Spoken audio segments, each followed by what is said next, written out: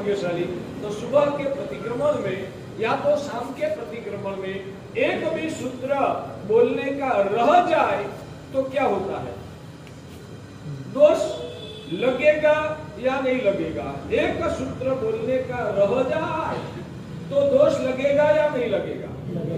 बोला ना महाराज साहब, एक सूत्र नहीं, एक लिपि भी रह जाए ना वो भी दोष लगता है।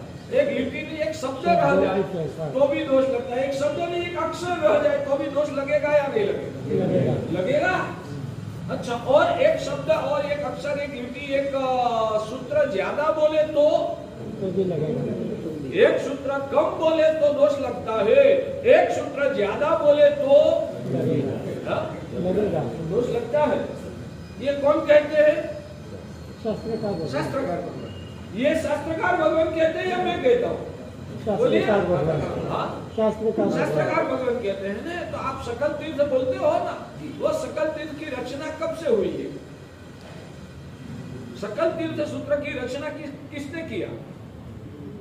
जीव विजय जी। वो जीव विजय जी महाराज कौन थे और कब हुए? हमारे सिद्धेश्वरी दादा बापजी महाराज, उनके दादा गुरु कस्तूर विजय जी महाराज उनके गुरु भाई थे।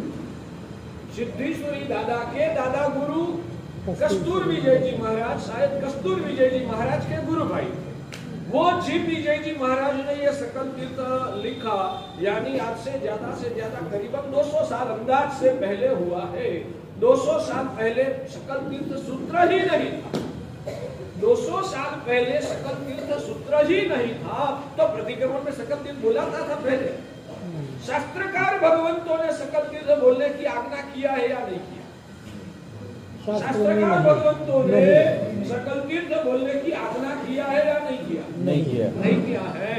तो आज हम सकल तीर्थ बोलते हैं तो शास्त्र की आज्ञा के अनुरूप माना जाएगा या शास्त्र की आज्ञा से विपरीत माना जाएगा?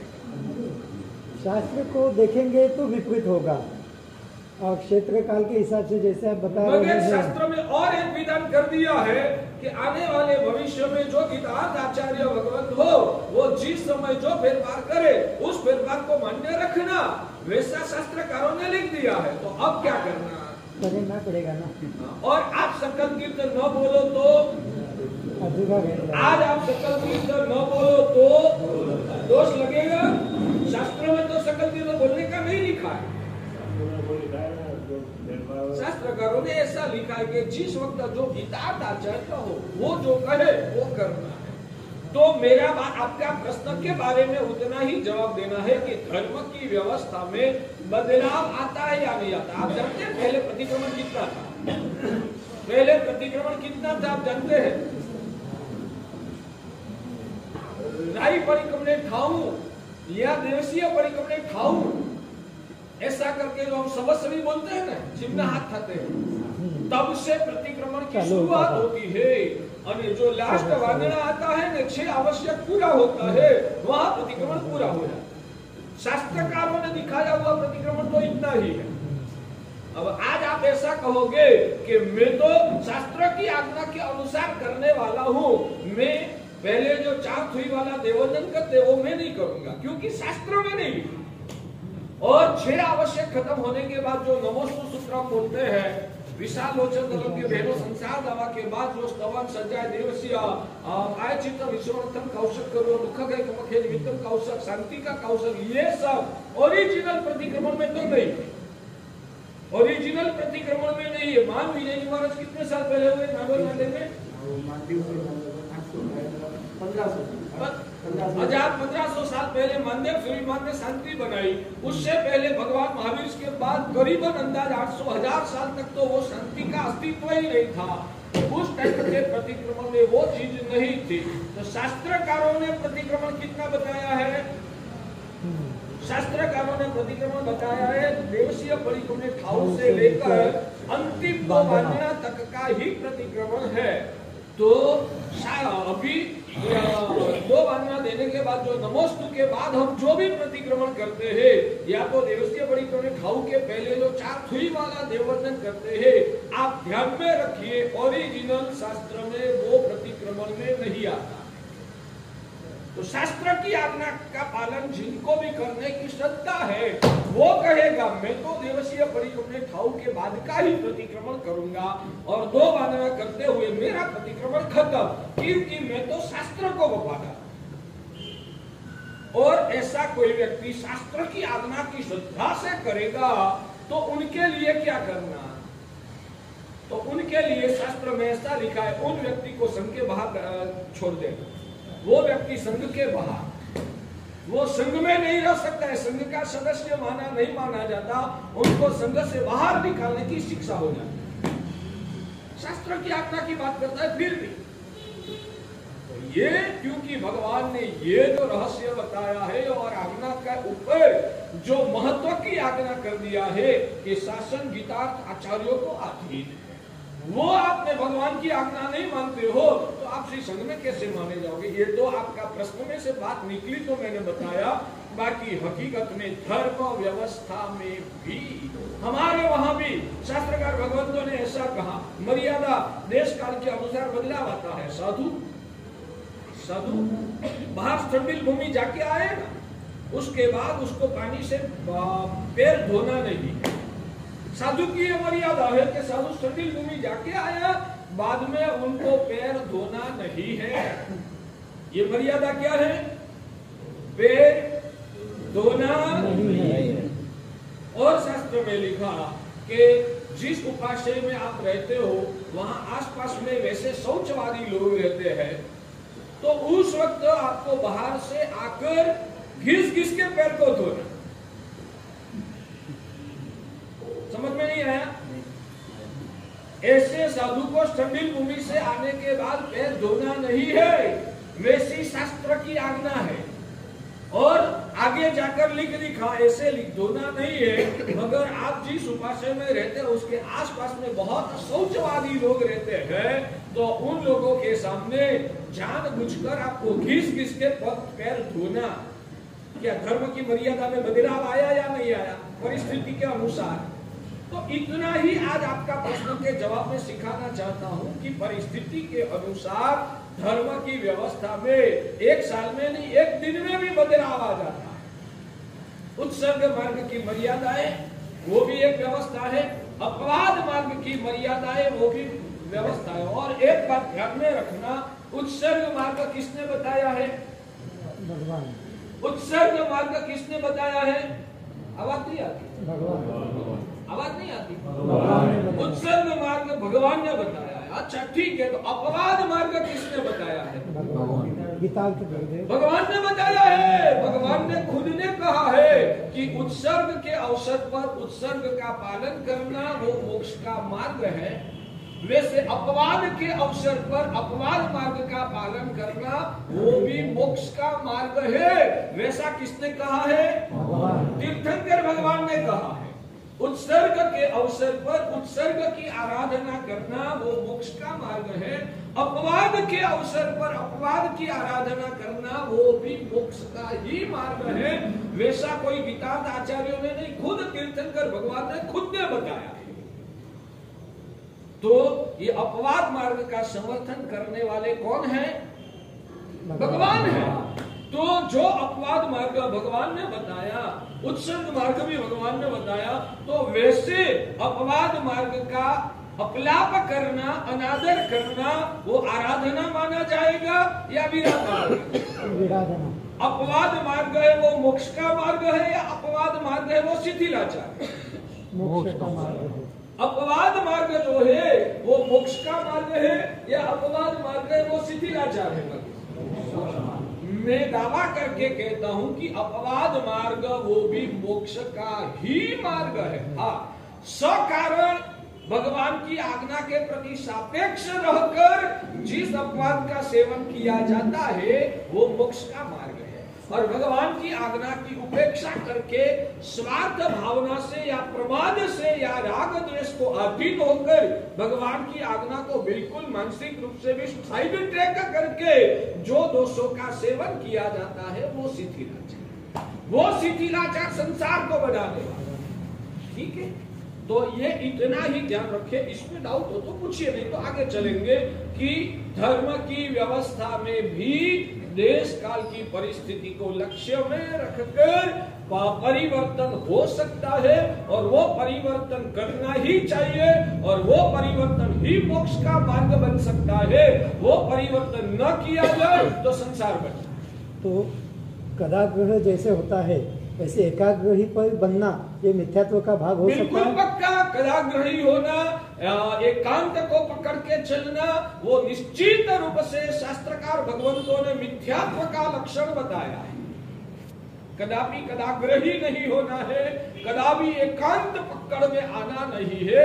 हमें भगवान का वचनों को याद रखकर स्यादवाद जिस तरीके से स्व और पर जगत के सभी जीवों का कल्याण हो सकता है वैसा मार्ग का अनुसरण करना वो मोक्ष का मार्ग है। उसमें कहीं पर भी जिन शासन में कदाग्रह और एकांत को कहीं पर भी भगवान के शासन में स्थान नहीं। सिद्धांत तो બધા જૈન ધર્મના એક જ છે, સમાચારી એક થાય એવું કોઈ વ્યવસ્થા થઈ શકે? હોઈ જ ના શકે। સમાચારી એક કરવા જાય તો ભગવાનની આજ્ઞાનો ભંગ થાય। भगवान गौतम महावीर स्वामी जब जिंदा थे तब गौतम स्वामी के शिष्यों की समाचारी अलग थी, सुधर्मा स्वामी के शिष्यों की समाचारी अलग थी। वो तो दोनों खुद भगवान महावीर के खुद के शिष्य थे और महावीर भगवान जब जिंदा थे तब की बात करता हूँ कि गौतम स्वामी की समाचारी अलग थी, 11 गंधर के शिष्यों की समाचारी अलग थी। तो बदले तो उसमें दिक्कत क्या है? आप में भी कितने पंथ हैं? आप कोई ओसवाल है, कोई पोरवाल है, कोई गुजराती है, कोई राजस्थानी है, क्या आपको कोई प्रॉब्लम हुआ? आप जिंदा जीवन जीते हो। यहाँ अभी व्याख्यान में कितने लोग बैठे हैं? क्या सब गुजराती है? क्या सब मारवाड़ी है? क्या सब ओसवाल है? क्या सब सिमाड़ी है? फिर भी आप सब साथ में रहकर धर्म आराधना भी करते हो और संसार की भी जिंदगी को आप शांति से गुजार सकते हो या नहीं गुजार सकते? पंथ कितने भी बढ़े उससे आपको क्या प्रॉब्लम है? आपको आपकी गुरु परंपरा से जो मोक्ष का मार्ग मिला है उसकी आराधना करके आपको आत्म कल्याण में आगे बढ़ना है। और भगवान खुद भी नहीं कहते कि सभी की समाचारी एक होनी चाहिए। भगवान खुद भी नहीं कहते, कभी भी भगवान ने गौतम और सुधर्मा को ऐसा नहीं कहा था कि आप दोनों के शिष्यों की समाचारी को एक कर दो। वैसा महावीर स्वामी ने गौतम और सुधर्मा को भी कभी नहीं कहा था। यानी कि हकीकत में प्रॉब्लम है ही नहीं, प्रॉब्लम आप लोगों ने खड़े किए। आप लोगों को जिनको धर्म करना नहीं है ना उनको ही ये सब पंथ संप्रदाय वाली बात बेचैन बनाती है। जिनको धर्म साधना करना है ना वो तो चरवला कटासना लेके आराधना करने में लग जाता है। वो कभी भी ये पंचायत में भी नहीं आता है कि ये पंथ कौन सा है। मुझे आराधना करना है तो मैं सामयिक करूंगा, मैं प्रतिक्रमण करूंगा, मैं नवग्रह मंत्र की आराधना करूंगा, मैं आंटी करूंगा, मैं शांति जी में तप करूंगा, मैं उद्दाम तप की आराधना करूंगा। कौन सा पंथ है उनको क्या लेना देना है भाग्यशाली? समझ में आता? तो आप सबसे पहले तो ये समझिए जो भी पंथ और संप्रदाय का भेद की चिंता करने वाले हैं आप देखिए, कोल्हापुर में भी देखिए, महाराष्ट्र में भी देखिए और भारत भर में आप देखिए, जो भी पंथ और संप्रदाय की चर्चा करने वाले होते हैं ज्यादातर उन लोगों को धर्म के साथ लेना देना होता ही नहीं। ये ध्यान से आप निरीक्षण कीजिए, जो पंथ और संप्रदाय की चिंता करने वाले हैं ना वो ज्यादातर धर्म करते ही नहीं है और जो धर्म करते हैं ना उनको पंथ संप्रदाय की ज्यादा चिंता ही नहीं होती है। वो तो जो परंपरा से मिला है उसमें आगे बढ़ता। ठीक है, हाँ चलिए इसे आगे चलाता हूं। हमें कुछ भी हो जाए। सर एक ही खाली प्रश्न था। हाँ, पूछो। तो भगवान के दोनों शिष्य 11 शिष्य नहीं, ये सुधर्मा स्वामी जी और ये तो उनके दोनों की समाचारी अलग अलग थी। अरे उससे भी आगे बढ़कर बताओ, भगवान गौतम स्वामी के कितने शिष्य थे? 50,000। 50,000 में से भी गुजरात में विचरने वाले शिष्यों की समाचारी अलग, कर्नाटक में विचरने वाले शिष्यों की समाचारी अलग और बिहार में विचरने वाले शिष्यों की भी समाचारी अलग। एक गौतम स्वामी की शिष्य परंपरा में भी इतने पे तो वो क्षेत्र और काल के हिसाब से, क्षेत्र और काल के हिसाब से उन आत्माओं की जो घड़तर हुआ है। आज हमारे वहां भी मेरे जितने शिष्य हैं ना उसमें भी समाचार में और है। मेरे कितने शिष्यों को मैं कहता हूं कि आपको सुबह में पहले भगवान का दर्शन कर लेना, बाद में स्वाध्याय करने के लिए बैठना। दूसरे शिष्यों को मैं कहता हूं कि आपको पहला स्वाध्याय करना, बाद में भगवान का दर्शन करने के लिए जाना। मेरे खुद के जो अभी कोल्हापुर के साहूपुरी के उपास्य में जो चातुर्मास है ना, इतने शिष्यों में भी समाचारी में भेद हो जाता है, वो टेम्पररी बनते हैं। वो जो हमारा समाचारी का भेद है वो टेम्पररी है। इन सब साधुओं को शियाले और उनाले में मैंने कहा था कि आपको पहले 9 बजे तक तो स्वाध्याय ही करना है। देश काल के हिसाब से हमारे खुद के मेरे शिष्यों में भी, जिन शिष्यों को मैं अभी तालीम दे रहा हूं, उन लोगों को शियाले और उनाले में जब तक हमने चौमासा का प्रवेश नहीं किया था या आगा नहीं बैठा था ना, तब तक मैंने उन लोगों को आदेश किया था कि आप लोगों को सुबह में 9 बजे तक मंदिर जी में दर्शन करने के लिए भी नहीं जाना है।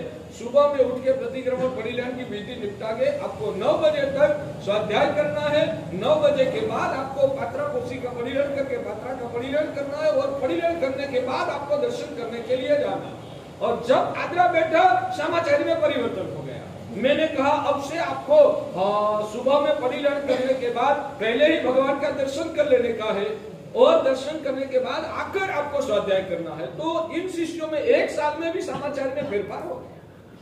समाचारी का मतलब क्या है?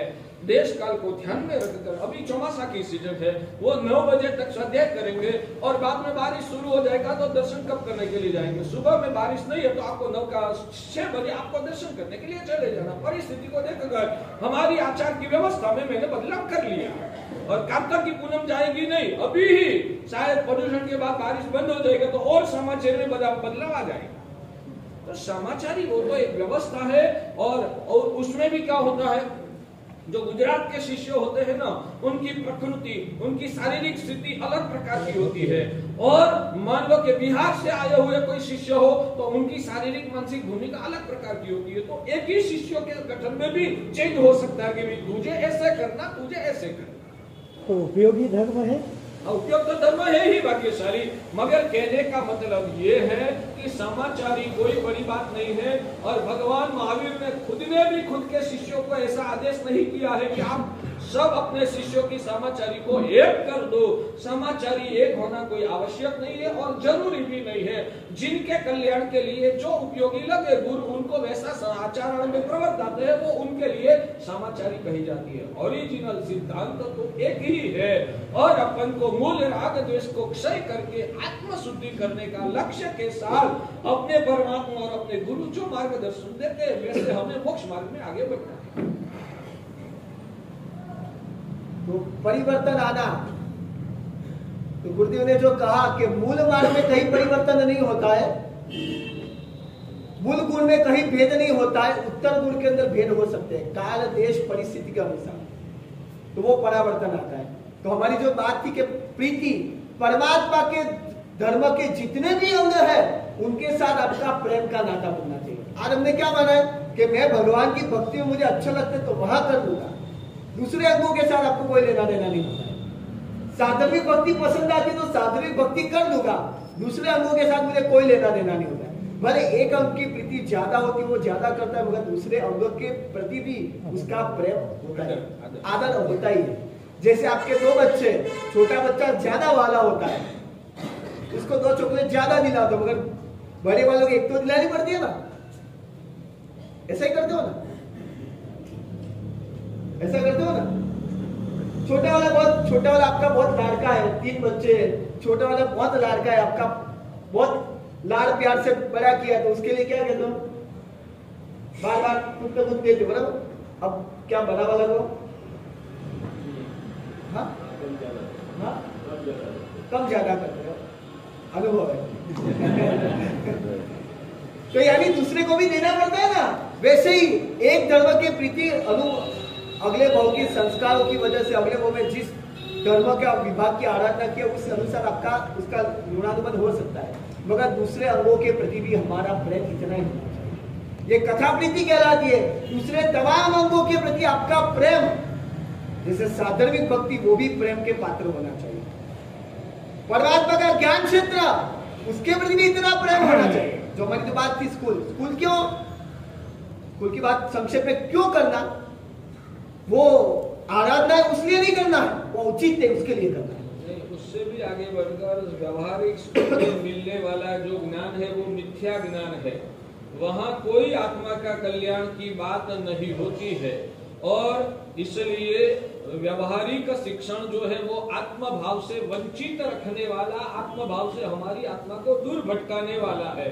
इसलिए व्यवहारिक शिक्षण का समर्थन हम जैन साधु तो कभी नहीं कर सकते हैं, श्रावक लोग भी उसका समर्थन या अनुमोदन नहीं कर सकते हैं। इस बात में पूरा हम भी क्लियर है, आप भी क्लियर रहिए। वो व्यवहारिक ज्ञान को जहां आत्मा की बातें नहीं है और आत्मा गुणों को उजागर करने का जिसमें मार्ग नहीं है, उसको मिथ्या ज्ञान कहा जाता है। तो साहब जी, जो स्कूल में आत्मा का विचार हो रहा है और जहां हम लाभ ले रहे हैं, बोलिए बोलिए बोलिए, तो वो क्षेत्र में किया हुआ सुकृत लौकिक कहा जाएगा या लोकोत्तर कहा जाएगा? देखो, जहां मोक्ष मार्ग का पोषण है वो लोकोत्तर है, जहां मोक्ष मार्ग का पोषण नहीं है वो सब लौकिक है। मगर लौकिक का भी सर्वथा निषेध भगवान ने नहीं कहा है, वो ध्यान में रखना। तो अपनी बात वो थी कि व्यवहार स्कूल का समर्थन किस लिए किया कहा जाता है। हमारे वहां एक सूत्र आता है, लोकोक्ति है, सर्वनाशे समुत्पन्ने अर्धम त्यजति पंडित। सर्वनाशे समुत्पन्ने अर्धम त्यजति पंडित। कोई जगह पर आपका ₹1,00,000 फंसा हुआ है और वो पार्टी अब उठने वाली है, आपको पता चल गया कि अब पूरे रुपये तो हाथ में आने वाले थे ही नहीं, और उनके साथ आप बाद में क्या करते हो? सेटलमेंट करते हो। सेटलमेंट में क्या करते हो? कम ज्यादा फिगर कम ज्यादा करके जो मिले वो अपना। ठीक है, 60,000 दे दे, 40,000 में छोड़ देता हूँ। तो 40,000 छोड़ना वो क्या समझदारी है? 40,000 छोड़ देना वो क्या समझदारी है? हाँ, वो ही समझदारी है, क्योंकि जो मैं 40,000 छोड़ने की तैयारी नहीं बताऊंगा ना तो पूरा लाख जाएगा। मैं 40,000 नहीं छोड़ने की तैयारी नहीं दिखाऊंगा तो पूरा लाख चला जाएगा। तो ऐसे मौके पर समझदारी वही है, 40 लाख जते करके भी 60,000 हाथ में आ सकता है तो लाने की कोशिश करना। हमको पता है कि हमारा ये युवा धन जो है ना, वो जो दूसरी तीसरी स्कूलों में जा रहे हैं और वहाँ जिन बच्चे बच्चियाओं के साथ, बच्चे बच्चियां तो कैसे बोला जाए, बच्चे बच्चियां थोड़ी ना होते हैं, मगर जिस लड़के लड़कियां के साथ उनका पूरा स्कूल का समय निकलता है सुबह से शाम तक, वहाँ हमारी भावी पीढ़ी जैन भी मिट जाएगी। और वहाँ जिस तरीके से वो कुसंस्कारों की और अनार्यता की गत्ता में चले जाएंगे ना, उसमें से उन पीढ़ी को वापिस बाहर लाना वो प्रैक्टिकल हमारे सामर्थ्य के बस की बात नहीं है। ठीक है ना मैं जो बोल रहा हूँ?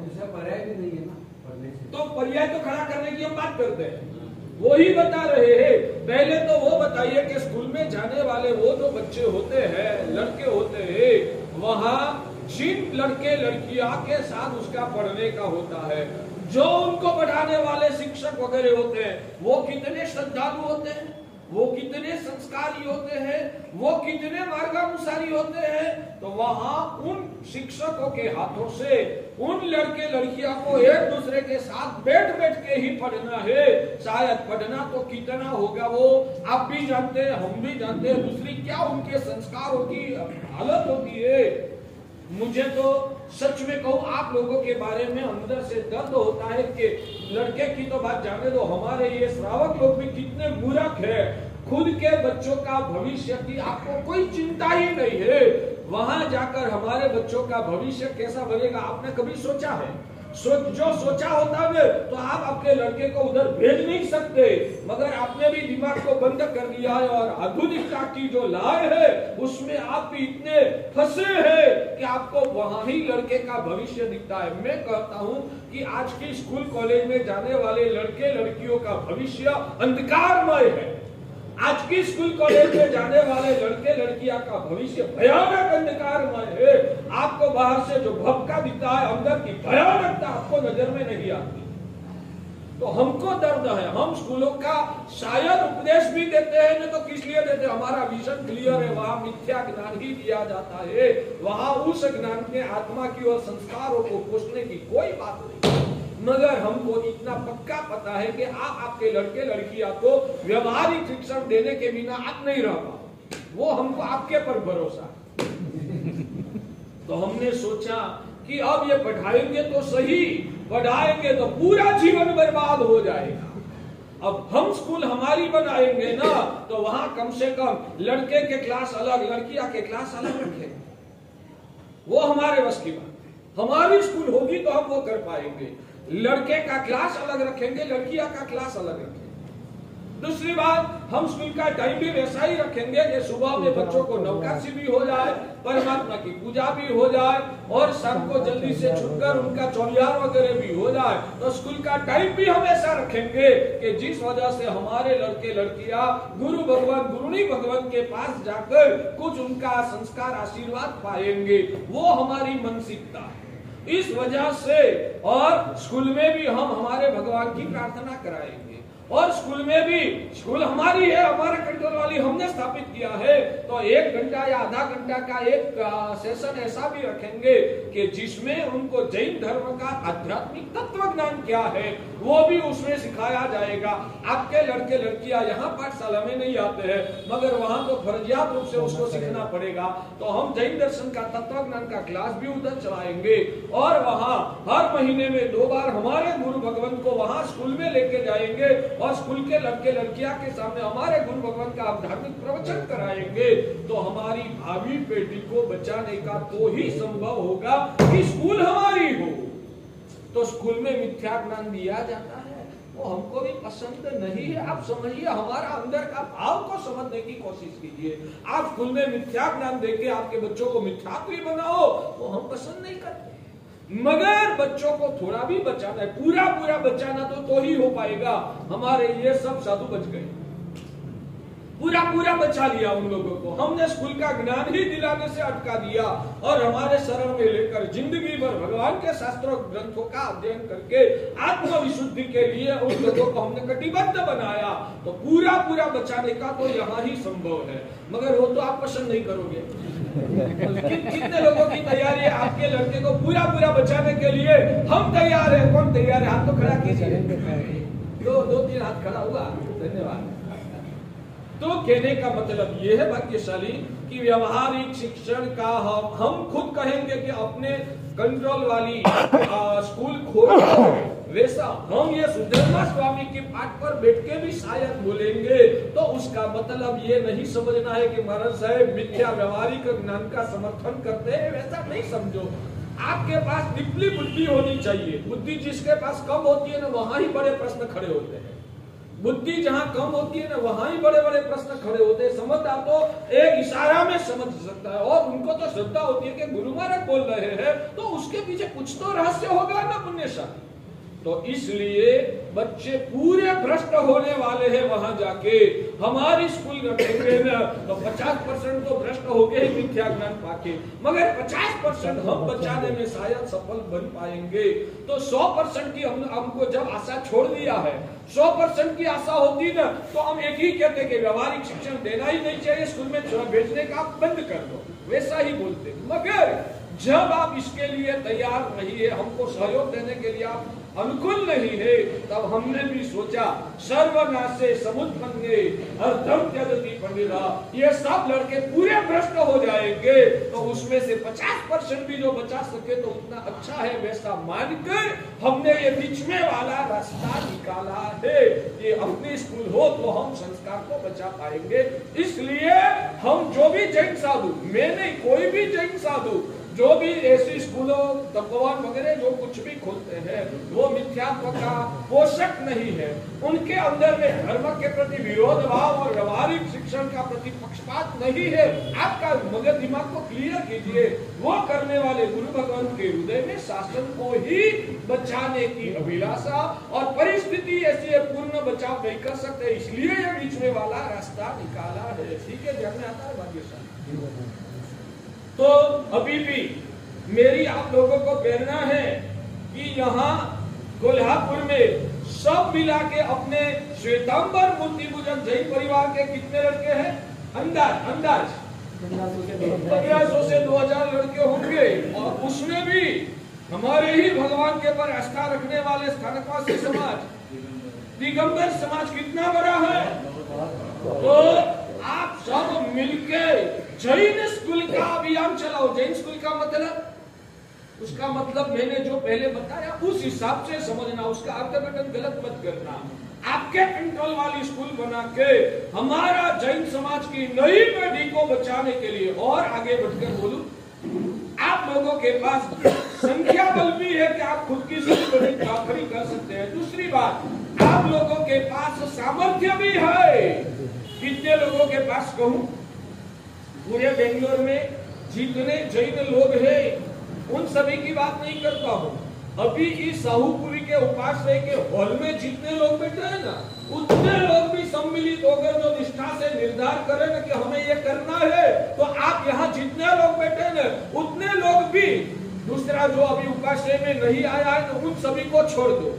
आप यहाँ जितने लोग बैठे हैं ना, उनको भी जो हृदय में शासन की दाज है, मेरा भगवान का शासन को मुझे मजबूत करना है, हमारी नई पीढ़ी को धर्म के साथ जोड़ के रखना है, और इसके लिए भले इसको उत्सर्ग नहीं कहो, अपवाद के रूप में भी ये करना जरूरी लग रहा है।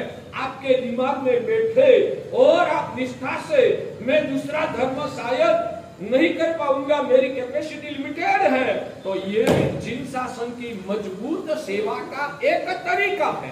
तो मैं इसमें जुड़कर ये कार्य को यहाँ संपन्न कराऊंगा। मेरी पूरी ताकत जितनी है, उसके घर बार बेच के करने की बात नहीं करता, मगर आपकी जितनी कैपेसिटी है उतनी कैपेसिटी इसमें लगाकर, जो चेयर पे बैठे उतने लोग भी कर सकते हैं। जितने खाली नीचे बैठे लोगों को छोड़ दो, चेयर पे जितने लोग बैठे उतने भी जो सम्मिलित हो जाएगा, अहंकार, अपना ईगो, अपनी क्षुद्र वृत्तियां को छोड़कर, हाँ, पहले तो बात वो है कि ऐसी स्कूल बनाना वो हमारी भावी पीढ़ी का संस्कार और धर्म भावना के लिए जरूरी है। इतना दिमाग में पहले बैठता है वो या नहीं, वो पहले क्लियर कर। किसी को जिनको नहीं बैठता वो प्रश्न कर सकते हैं, जिनको नहीं बैठना है हो सकते हैं, और जिनको नहीं बैठता है ना, वो भी धर्म के प्रति श्रद्धालु, मैं उसकी भी तारीफ करता हूं। जिनको दिमाग में नहीं भी बैठता है ना, तो उनके हृदय में भी भगवान के वचनों के प्रति आदर है।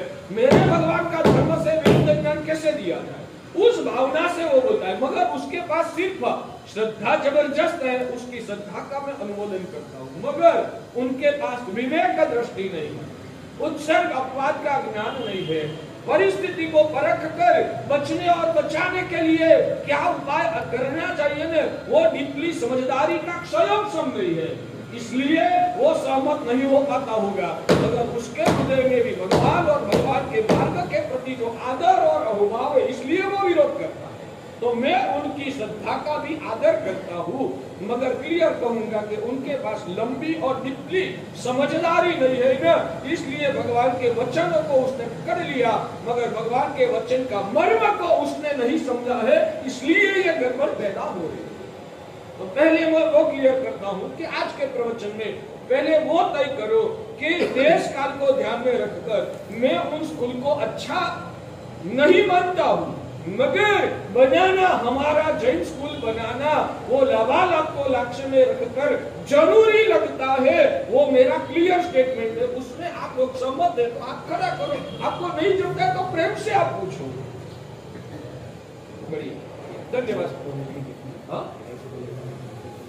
बोलो, तुम्हें को बैंगलोर में हम थे, बैंगलोर के एमबीए के प्रोफेसर है, जैन है, 7 साल से एक बहुत बड़ी इंस्टीट्यूट जो आप जानते हो, नाम के साथ कहता हूँ, क्राइस्ट कॉलेज में पढ़ा है। नाम सुना होगा, आपके बच्चों को वहां भेजने के लिए तत्पर रहते हो। उन्होंने कहा 7 साल से वो एमबीए के प्रोफेसर, अभी 6 महीने पहले ही उन्होंने क्राइस्ट कॉलेज छोड़ी। 7 साल एमबीए के अंदर मार्केटिंग के प्रोफेसर है, गुर्दे के साथ जुड़े थे, हर सैटरडे संडे प्रवचन में आते थे, गुर्दे के साथ एक लगाव बन गया था। उन्होंने कहा था कि वो लोग अपने इंस्टीट्यूट के माध्यम से कितने लोगों को क्रिश्चियन बना रहे और क्या स्ट्रेटेजिक प्लानिंग है, उन्होंने पूरा स्ट्रेटेजिक प्लानिंग 7 साल का अनुभव उन्होंने मुझे बताया। छोटे गांव में जाते हैं, आप क्रिश्चियन बन जाओ, फ्री में पढ़ा देंगे, और आपके पास से डबल पैसा ले लेते हैं। क्रैश में जा रहे हैं, क्या एक्स्ट्रा पैसे देते हो ना आप लोग क्रैश में, डोनेशन, वो डोनेशन के माध्यम से। या तो दूसरा उपाय है कि सक्षम जो स्टूडेंट होते हैं, जीटू भाई, उनको कहा जाता है कि एक बच्चा दत्तक लो, एक बच्चा दत्तक के नाम उसको कहा कहा जाता है तू क्रिश्चियन बना इसलिए तुझे फ्री में बनाया, पैसे आपके ही और आपके पैसे से क्रिश्चियन बढ़ रहे, क्रिश्चियन बढ़े उसका भी दिक्कत नहीं है, मगर धर्म विरोधी, भारत के संस्कार विरोधी और अहिंसा के विरोधी लोगों की फौज बढ़ रही है और वही अपने पैसों से आज बड़ी बड़ी इंस्टीट्यूटें जो चल रही है, क्राइस्ट हो, सेंट जोसेफ हो, सेंट मैरी हो, जितनी भी चले जैनों के पैसे से, जैनों के पैसे से ही जैन बच्चे पढ़ रहे। आप लोगों को अबर गए और बढ़ाना स्टेटस मेंटेन। चलो अभी तो 10 साल के अंदर प्राइवेट कॉलेज बहुत अच्छी खुली है, उनका मार्केट थोड़ा कम हुआ है, ऑफकोर्स कम हुआ है, मगर अपने पैसों से ही ये इंस्टीट्यूटें बने हुई और सबके इंस्टीट्यूट के अंदर 50-50 इंस्टीट्यूट बन गई। कारण क्या? और वहां कंपल्सरी प्रार्थना के अंदर जीसस की, इससे भी ज्यादा जीतू भाई कोई इवेंट है, डांस इवेंट है, उसके पहले भी उनका फर्स्ट स्लोगन की क्रिश्चियन का है। सिस्टम है उन लोगों की, पूरी सिस्टम उन लोगों ने बनाई है। हर चीजों के अंदर धीरे धीरे वो अनकॉन्शियस माइंड अटैक होते हैं। आप अंदर के व्यक्तियों के पास जानोगे ना तब आपको मालूम पड़ेगा कि क्या हो रहा है। अब कैसे बचाना आपको सोचना चाहिए कि क्या वक्त आ चुका है और कैसे बचाना चाहिए। ये सत्य आप चाहते हो तो वो प्रोफेसर को मैं यहाँ बुला सकता हूँ, आ सकते हैं वो आ सकते हैं, वो प्रोफेसर खुद आ सकते हैं। और जो पीड़ 5-10 शावक है सबके जाहिर में बात नहीं है, कैसे होता है पूरा वो समझा भी सकते क्योंकि उन्होंने 7 साल का अनुभव और वो भी MBA किया है। विजय भाई हमारी पाठशाला चाले जो करे यही कह रहे, पाठशाला चलानी है ना। एक काम करो, गुरुदेव ने बहुत अच्छा कहा था संदीप भाई, युवाओं में हाँ उसका जवाब सुनिए। गुरुदेव ने बहुत अच्छा कहा था संदीप भाई, एक पाठशाला आप जैसे परिपक्व शावक पाठशाला की चिंता करने वाले, साहब जी पाठशाला नहीं चली तो क्या करना चाहिए। गुरुदेव ने बहुत 1 लाइन आंसर दिया था, सुना है? गुरुदेव ने कहा था बच्चे पाठशाला नहीं आते तो कोई दिक्कत नहीं, जहाँ बच्चे जाते वहां पाठशाला शुरू कर, वहां हमें पहुंच जाना। बच्चे यहाँ आए तो बढ़िया है, बच्चे यहाँ नहीं आते तो बच्चे जहाँ जाते हैं वहां हमें पहुंच जाना। समझ में आ गए?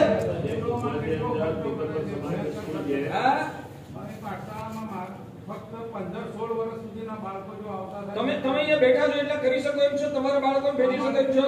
હવે યુવાનોના દીકરાઓ છે। विजय भाई आज की परिस्थिति ये है, स्कूल के अंदर शांति निकेतन से 3 बजे आता है, बराबर? एक मिनट 3 बजे आता है, 4 बजे ट्यूशन होता है, 7:30 बजे आता है, बाद में बैडमिंटन क्लास, स्विमिंग क्लास। कब पाठशाला आएगा? एक मिनट क्या होता है? तो क्या होता है? स्विमिंग क्लास, स्केटिंग क्लास मम्मियों को हो, लड़की है तो डांस क्लास, फलाना क्लास, वो क्लास। कब आएगा पाठशाला? पाठशाला का टाइम क्या? आके बाद में लेसन कर रहे हैं तो कब आएगा? उसकी जगह आपका आधा घंटा उसके अंदर ही मॉडल एजुकेशन के नाम पे ऊपर धर्म का जनरेट वेस्ट में वही है। समय बदल गया है, स्कूल के टाइम बदल गए हैं, क्लासेस की भरमारे बदल चुकी है, मम्मियों के अभड़के बदल गए। सही में बच्चों को स्कूल क्लासेस में जाना हो नहीं होता है, मगर मम्मियों को भेजना होता है। कंपटीशन ही होगी। इसलिए अब जो हमारे से विजय भाई, इसलिए हमारे से जो नहीं हो सकता है वो कैसे हो पाएगा, उसमें हमारी जिंदगी खत्म हो जाएगी तो भी हम वो काम अब सफलता से नहीं कर पाएंगे। उसके बदले में हम क्या कर सकते हैं वो हमें सोच के उस रास्ते पर चलना वो ज्यादा फायदा कारक। 1 करोड़ का इनाम भी डिक्लेयर हुआ, 1 साल चला, बाद में आज पाठशाला की हालत वापिस डाउन आया ना। कितना भी बूस्टर मारो, 1 करोड़ का बूस्टर मारे ना आप लोगों ने, मगर वो बूस्टर 6 महीने से ज्यादा नहीं चला। अच्छा था संगीत ग्रुप ने किया कि 1 करोड़ का इनाम, उसके माध्यम से थोड़े महीने लोगों ने मेहनत भी किया, अलग बात, अच्छी बात है, उन लोगों की भावना की कदरदानी करता हूँ, अच्छी बात है। मगर आगे क्या हुआ? 10 વર્ષ પહેલા જૈન સ્કૂલ બનાવવા માટે બધું મંડળ અને પૈસા પણ લખાઈ ગયેલા, પણ એ કંઈ ચાલુ ના થયું। उस टाइम समय का परिपाक नहीं हुआ था, अब समय का परिपाक हो गया है, वापिस मेहनत कीजिए। जैसे 10 साल पहले नया धंधा करने का स्टार्टिंग किया तो उस टाइम नहीं हुआ तो बाद में कभी करना ही नहीं। बस यानी कि सजग होना है। पॉजिटिव होकर जितने भी सक्षम लोग जो आर्थिक रूप से मैनेजमेंट करने के संदर्भ में, पहचान के संदर्भ में आप सब मिलिए। और मुझे लग रहा है कि जो ये एक भी काम यहाँ कोल्हापुर में होगा ना, तो आने वाली पीढ़ी का बचाने का बात को लक्ष्य में रखकर मैं मानूंगा कि मेरा चौमासा सफल हो। तो यानी कि आज भले विषय बदल गया है, कुदरत ने बदला है कि हम चाह नहीं रहे थे, मगर ये बदल गया, तो ये इस हिसाब से हमारे बच्चों को बचाना बहुत जरूरी है। आने वाले भविष्य के अंदर दूसरी स्कूलों में भेजकर जैन धर्म विरोधी बच्चे हम ही पैदा कर रहे हैं, और वो भी हमारे रुपए से। लाख रुपए की फी, 1.5 लाख रुपए की फी देके ही हमारे धर्म के विरोधी बच्चे, ये मंदिर में इतने दूध क्या चलाने की जरूरत है? वो स्कूल में जाके सीखते हैं। अंडे खाने तो अंडे तो वेजिटेरियन है, यही बच्चे जाके स्कूल में जाके बोलते हैं ना। भले आपके सामने नहीं बोलते, दोस्तों के सामने बोलते हैं, आपको नहीं मालूम होगा। आपको पीछे क्या चलता है मालूम है आपको? मगर जाके पूछना आपके बच्चों को, क्या अंडे खाने में तो क्या दिक्कत है? वेजिटेरियन है, अंडे तो क्या है? यही बच्चे बोल रहे हैं। मगर कहां से पैदा हुए? हमारे 1.5 लाख रुपए की फी देकर, हमारी लाख रुपए की फी देकर वहीं जाके ये बच्चों में ये संस्कार आते हैं। तो हमको ऐसे प्रकार के संस्कारों के माध्यम से हमारी स्कूल होगी तो बेस हमारा रहेगा। ऐसे प्रोफेसरों को बाहर से लाके जैनिज्म बेस डाल सकते हैं, सब कुछ कर सकते हैं, समय है। और ऐसे एजुकेटेड लोग भी है कि ये सब चीज डाल सकते हैं, हम धारे तो ये बहुत आवश्यक कार्य है। इससे जैन धर्म के विरोधी पैदा होने वाली प्रजाति हमारे अंदर वो हम बचा सकते हैं, क्योंकि वल के लोगों का आक्रमण है धर्म को नष्ट करना। वल का सबसे बड़ा आक्रमण आने वाला है कि धर्म नाम की चीज ही नहीं चाहिए। बहुत बड़ा आक्रमण आ रहा है। उन लोगों को एक ही धर्म दिखाने के लिए बने हैं। मानव धर्म ही विश्व का धर्म बनाने का प्लानिंग चल रहा है, आपको मालूम ही नहीं होगा। एक वर्ल्ड का बहुत बड़ा प्लानिंग है, बहुत बड़े लोग हैं उसके अंदर जुड़े, नाम नहीं देना है। उन लोगों का प्लानिंग है कि एक ही धर्म है, उनका ऑफिस भी बन गया है अबू धाबी के अंदर बन चुका है। एक ही धर्म बनाना है, बाकी सब धर्म की चीजों को नष्ट करना है। धर्म की चीजों को नष्ट कहां से किया जा सकता है? उनके अनुयायी की भावना को, मन को खत्म करना। ये टारगेट व्यू है, ये पूरा टारगेट व्यू के उनके अनुयायी के अंदर जो उनके धर्म की आस्था है उनको नष्ट कर दी जाए, और वो नष्ट हो जाएगी। हमारे एजुकेशन में पढ़ेंगे और बाद में उस सिस्टम से अप्रूव करेंगे, और उसके माध्यम से हम जो मनसा चाहते वो कर सकेंगे। यानी कि उनका स्ट्रेटेजिक प्लानिंग के साथ काम चल रहा है। तो हमको भी सजग होना बहुत आवश्यक है। 10:01 हुई है, तो ये इसके माध्यम से हमारे अंदर में पैदा होने वाले कीड़े हम बचा सकेंगे अंदर में। जीतू भाई, तो सक्षम लोगों को व्यक्तिगत ईगो छोड़ के फर्स्ट जैनिज्म सोच लाकर व्यक्तिगत ईगो छोड़ो, किसमें किसकी क्या ताकत है, तो वो सोचकर ये इस हिसाब से जो करेंगे तो आने वाली पीढ़ी बच सकेगी। आज पुष्य नक्षत्र भी है कुदरती रूप, और ये जिन शासन की मजबूत सेवा मानी जाएगी, और ये जिन शासन की मजबूत सेवा मानी जाएगी। तो ये जो आज बात कुदरती रूप में छेड़ी है, गुरुदेव ने भी उसका विजन समझा है। तो वो विजन समझ के सक्षम लोग व्यक्तिगत ईगो छोड़ो। व्यक्तिगत ईगो के अंदर ही हम लोगों ने शासन को सबसे बड़ा नुकसान व्यक्तिगत ईगो ने ही किया है। जिन शासन को सबसे बड़ा नुकसान व्यक्तिगत ईगो ने ही किया है, वो छोड़ के शासन फर्स्ट। आप तो 5-25 साल रहोगे, बाद में आपके ईगो के कारण जो नुकसान हुआ होगा वो 200 साल इसकी इफेक्ट होगी। 18,000 साल तक नुकसान उसका होगा। उसकी जगह मैं व्यक्तिगत, मैं मेरा ईगो छोड़ दूंगा तो मैं 300 साल शासन को एक पुस्तक दे सकूंगा। तो वो सोच लाकर अपने विजन को लंबा कर तो वो भी सोचना। और आज दिन भी अच्छा है, फॉर्म यहाँ पे रेडी है। वेलकम टू उद्यान फॉर ओल्डेस्ट। आज पुष्य नक्षत्र है और मंगल भावों के साथ जब से आप फॉर्म भरोगे तब से आपका आराधकता यानी कि आपका पुण्य की वृद्धि शुरू हो जाएगी। और फॉर्म भरना वो आपका सिर्फ संकल्प व्यक्त करना है, करने की भावना है। तो किसी को डर लगता है अभी मैंने फॉर्म भरा बाद में मैं नहीं कर पाया, तो वैसा नेगेटिव सोचोगे ना तो आप सफल नहीं हो पाओगे। पॉजिटिव रहना है और फॉर्म भरने के बाद मानोगे ऐसा कोई विचित्र संयोग का निर्माण हुआ तो कोई आपको हाथ पकड़ने वाले है नहीं, मगर आपका संकल्प आपको गुरु के चरणों में फॉर्म के माध्यम से व्यक्त करना है कि मैं इस वक्त उपदान में जुड़ना चाहता हूँ, मेरी भावना है, मैं जुड़ने का प्रयत्न करूंगा। वो गुरु के सामने अभिव्यक्ति करने के रूप में सिर्फ ये फॉर्म भरना है। तो फॉर्म भरने में आपको डरने की जरूरत नहीं है, सच्चे हृदय से मन है कि हाँ इस वक्त करना है। जब से आप लिखो तब से आपका पुण्य की शुरुआत होगी। और दूसरे नंबर में फॉर्म आया कि भाई 25 फॉर्म आ गए, 50 फॉर्म आ गए, 80 फॉर्म आ गए, तो वो सुन के आपने भरा तो आपकी बात सुन के दूसरा भी आपका मित्र को मन होगा, मेरे मित्र ने भरा है तो मैं भी भरूंगा। तो अभी से आप भरोगे तो माहौल क्रिएट होगा। तो ये मोक्ष मार्ग की आराधना का मंगल अवसर भगवान की कृपा से अपन को प्राप्त हो रहा है। मेरी आप सभी को हृदय से प्रेरणा है कि आप फॉर्म हाथ में लेकर नवकार महामंत्र का स्मरण करके, आज पुष्य नक्षत्र है, मंगल घड़ियां चल रही है, तो फॉर्म भर के आप भी इसमें जुटने का आपका भाव व्यक्त कीजिए। भुगतान के फॉर्म